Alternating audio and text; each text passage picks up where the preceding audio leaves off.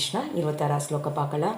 மாம் சயோ வியபிச்சாரணே பக்தி யோகனே சேவதே சாகுணான் சமிதித்யான் பிரம்ம பூயாய கல்பதே. தெய்வீக நிலையை அடைவதற்கான வழி என்னன்னு அர்ஜுனனின் 3வது கேள்விக்கு இந்த ஸ்லோகம் விடையளிக்கிறாங்க. இதுக்கு முன்னாடி சொல்லியபடி ஜட உலகம் இயற்கை குணங்கள்ல மயக்கத்தின் கீழே செயல்படுது. ஒருத்தர் இயற்கை குணங்களின் செயல்களினால பாதிக்கப்படக்கூடாது. அதே போல செயல்களில் தனது உணர்வை வைப்பதற்கு பதிலாக கிருஷ்ணருக்கான செயல்களிடம் அவங்க தனது உணர்வை திசை திருப்பணும். கிருஷ்ணருக்கான செயல்கள் பக்தி யோகம், அதாவது எப்போதும் கிருஷ்ணருக்காக செயல்படுவது எனப்படும்.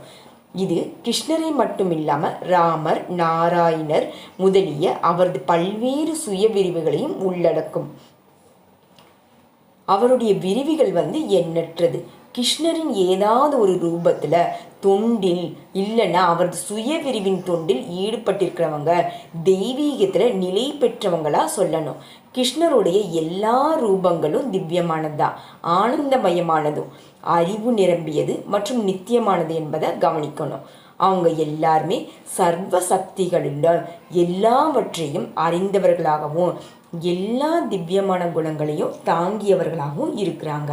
அதனால தான் கிருஷ்ணரது தொண்டில் இல்லைன்னா அவரது சுய விரிவுகளின் தொண்டில் தவறாது உறுதியுடன் ஒருத்தர் தன்னை ஈடுபடுத்தினாங்கன்னா ஜட இயற்கையின் குணங்களை வெற்றி கொள்வது ரொம்பவும் கஷ்டமாக இருந்தாலும் கூட அவங்க ரொம்ப ஈஸியாக இதை கடக்க முடியும். இது 7வது அத்தியாயத்தில் ஏற்கனவே சொல்லப்பட்டிருக்கு. கிருஷ்ணரிடம் சரணடைகிறவங்க உடனடியாக இந்த ஜட இயற்கை குணங்களில் தாக்கத்திலிருந்து வெற்றி பெறுறாங்க. கிருஷ்ண உணர்வில் இருக்கிறதும் இல்லைன்னா பக்தி தொண்டில் இருக்கிறதுன்னா கிருஷ்ணருடன் சமநிலையை அடைகிறதுன்னு பொருள். அறிவுடனும் ஆனந்தத்துடனும் நித்தியமாக இருப்பதே தான் எனது இயற்கை.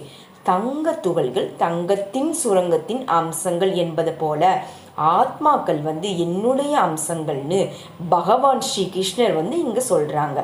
அதனால தான் ஜீவாத்மா தனது ஆன்மீக நிலையில் தங்கத்தை போலது, அதாவது கிருஷ்ணரை போல தன்மையை உடையது. இருந்தாலும் தனித்தன்மையில் உள்ள வேறுபாடு தொடருது. இல்லைன்னா பக்தி யோகம் என்ற கேள்விக்கு இடம் இல்லை. பக்தி யோகம் என்பது இறைவன் தான், பக்தன். இவங்களுக்கு இடையிலான அன்பு பரிமாற்றம் இது எல்லாமே உள்ளடக்கியது. அதனால தான் பரமபுருஷ பகவான் ஜீவாத்மா இது ரெண்டுமே தனித்தன்மை இருக்குது. இல்லைன்னா பக்தி யோகம் என்பதற்கு பொருள் ஒன்றுமே இல்லை. இறைவனுக்கு சமமான திவ்யமான தளத்தில் ஒருத்தர் நிலை பெற இல்லைன்னா அவங்க பரமபுருஷருக்கு தொண்டாற்ற முடியாது.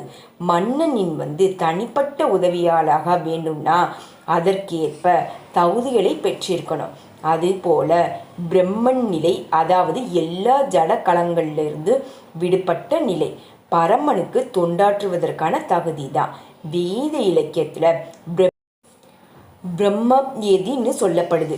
பிரம்மனாக ஆவரங்க மூலமாக பரபிரம்மனை அடைய முடியும். தன்மையில் ஒருவர் பரபிரம்மனுடன் ஒன்றாகணும் என்பது தான் இதனோட பொருள். பிரம்மனாக ஆவதன் மூலமாக ஒருத்தர் ஜீவாத்மா என்னும் தனது நித்தியமான பிரம்ம அடையாளத்தில் இழக்கிறதும் இல்லை. ஹரே கிருஷ்ண கிருஷ்ண கிருஷ்ண ஹரே ஹரே, ஹரே ராம ராம ராம ஹரே ஹரே, ஹரே கிருஷ்ணா.